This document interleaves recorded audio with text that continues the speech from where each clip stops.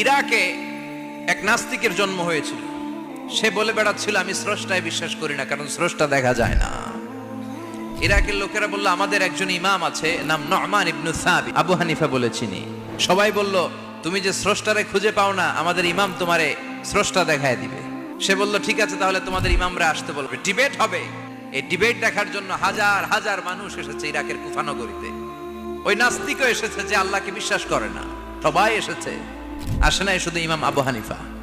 নাস্তিক কয় তগো ইমাম ডরাইছে। উনি এসেছেন 1.5-2 ঘন্টা দেরি করে।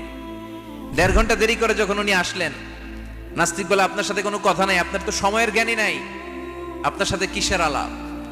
ইমাম আবু হানিফা বললেন আইন্দি ওযর, আমার ওযর আছে। কি ওযর?